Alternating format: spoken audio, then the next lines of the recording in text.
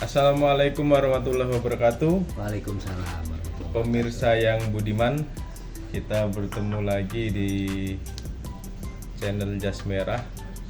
Hari ini kita akan berbicara soal investasi menengah ke atas ya. Jadi bukan menengah ke bawah. Jadi investasi kita adalah dari perut ke atas ke kepala. Karena perut ini harus dikasih invest juga. Nggak bisa kalau perut ini kita kosongin itu kan. Iya, Masuk angin nanti. Kita akan berbicara soal investasi jangka panjang. Terkhususnya adalah di bidang akademis, yaitu pendidikan.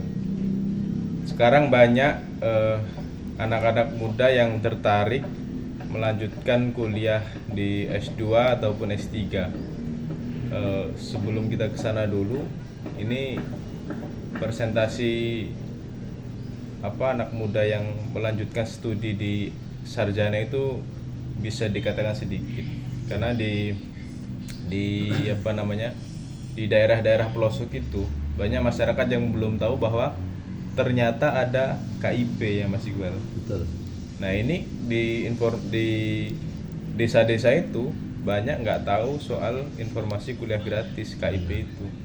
Makanya presentasi mereka ya kalau nggak ada uang nggak bakal kuliah, nggak bisa sekolah gitu kan. Betul. Nah hanya sedikit yang bisa melanjutkan studi lewat jalur KIP.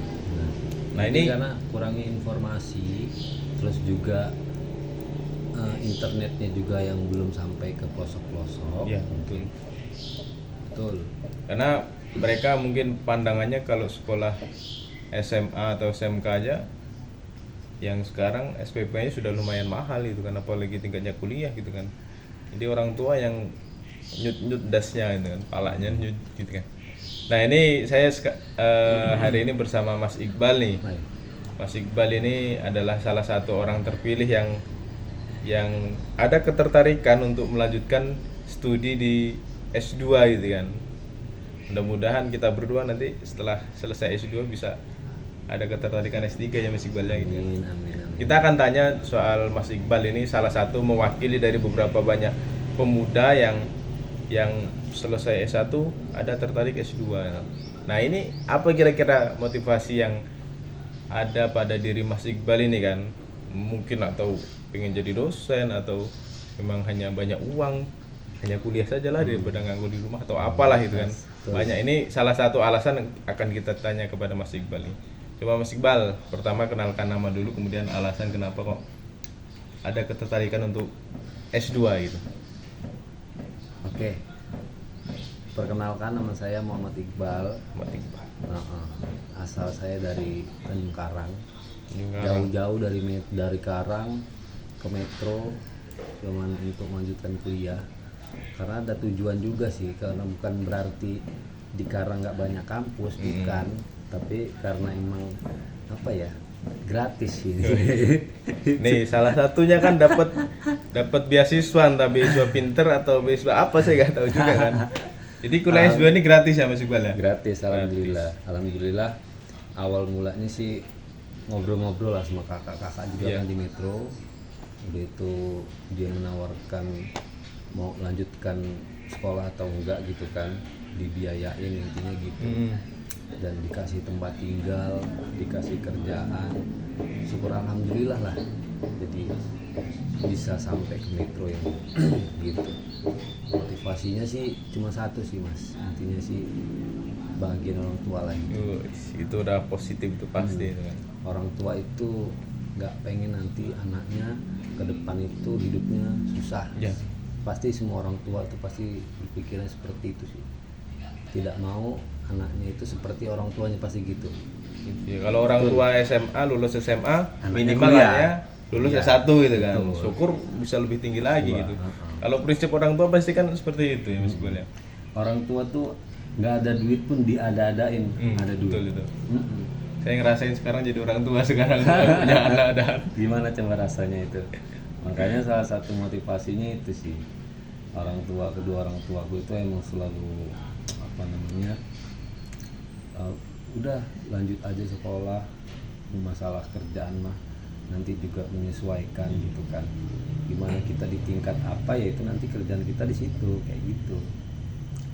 Cuman nanti kedepannya aku juga belum tahu sih nanti mau jadi apa, intinya kan ridho orang tua itu ridho Allah lah. Ya betul itu.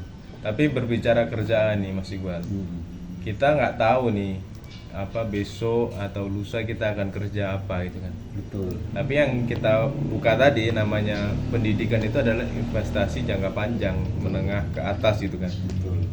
Termasuk saya dulu ini S2 itu ya karena ada beasiswa aja, tapi saya dulu hanya 50% beasiswanya. Jadi saya kuliah-kuliah saja gitu kan. Itu adalah investasi saya. Saya tidak ada keinginan untuk jadi dosen, kemudian Betul. untuk jadi apa dan sebagainya. Ya, Tapi sama. kalau kita sudah punya investasi, ketika besok ada peluang, kita sudah siap. Betul. Kita punya modalnya gitu. Jadi ini kita berbicara bareng-bareng sama Mas Iqbal. Kalau saya dan Mas Iqbal sekarang ya kerja apa adanya. Yang diberikan oleh Allah ya kita laksanakan. Yang diberikan kerjaan apapun ya kita laksanakan gitu kan. Tapi kan kita nggak tahu nantinya akan dapat peluang apa. Nah, Yang penting kita tuh jangan mencari hasil, karena kalau kita mencari hasil tuh kita bakal menyesal gitu. betul. Kalau Karena kita tujuan tujuannya hasil pasti bakal menyesal. Mm-mm. Kalau misalkan kita tujuannya ikhtiar, menikmati ikhtiar itu, nah itu yang bakal nanti diakumulasikan gitu sama Allah untuk kedepannya itu kita nanti di posisi yang sukses di bagian mana gitu. ya betul itu. Jadi nomor satu jangan apa hasil dulu yang kita ingat-ingat. Jangan Kalau kita mengingatkan hasil, kalau itu gagal gagal ya kita kita bakal kecewa. Padahal sebetulnya Betul. kalaupun itu gagal, itu bukanlah akhir dari apa ya, kita harus memberhentikan perjuangan, kita harus jalan lain. Tapi kalau kita ikhtiar, nomor satunya ikhtiar, ketika kita gagal nggak masalah, Salah. kita masih ada jalan lainnya. Gitu. Betul. Nah ini aja lah terakhir ini karena Terakhir ya. waktunya mepet. Ini Mas Iqbal banyak kerjaan nih, termasuk saya juga gitu. Walaupun cuma ngerjain orang gitu. Pesan aja nih Mas Iqbal untuk anak-anak muda yang mungkin sekarang masih dalam studi S1 atau masih SMA. Ini kan termasuk Mas Iqbal nih peluang-peluang mendapatkan beasiswa gratis itu seperti apa? Karena nggak semua orang itu bisa dapat momen. Oh ternyata ada yang nawarin, tahu informasi juga nggak tahu. Minimal lah modal pribadi supaya kita bisa dapat informasi atau dan sebagainya. Peluang-peluang yang bisa kita ambil itu seperti apa? Intinya buat teman-teman yang sedang dalam proses pendidikan itu tetap semangat, jalan terus aja gitu kan.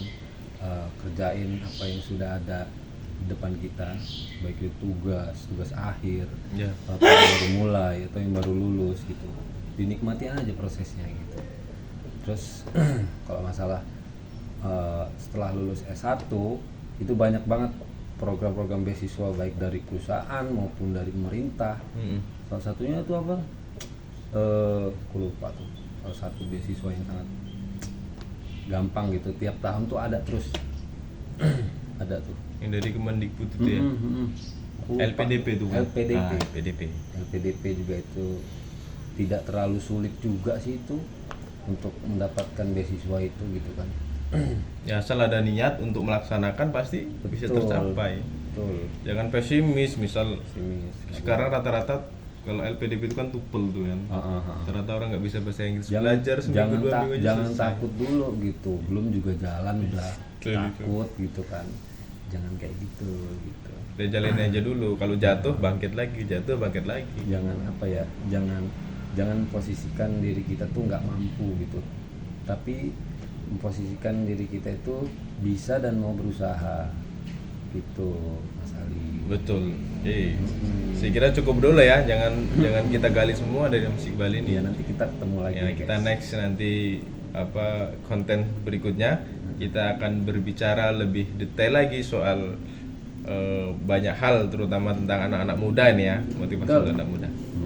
Oke, terima kasih pemirsa, mudah-mudahan beberapa kalimat yang kita sampaikan berdua dapat memotivasi teman-teman supaya tetap mengutamakan investasi jangka panjang. Karena anak-anak muda adalah penerus generasi-generasi bangsa ke depan. Kita yang akan megang bangsa dan lingkungan di sekitar kita 10 atau 15 tahun ke depan. Terima kasih. Assalamualaikum warahmatullahi wabarakatuh.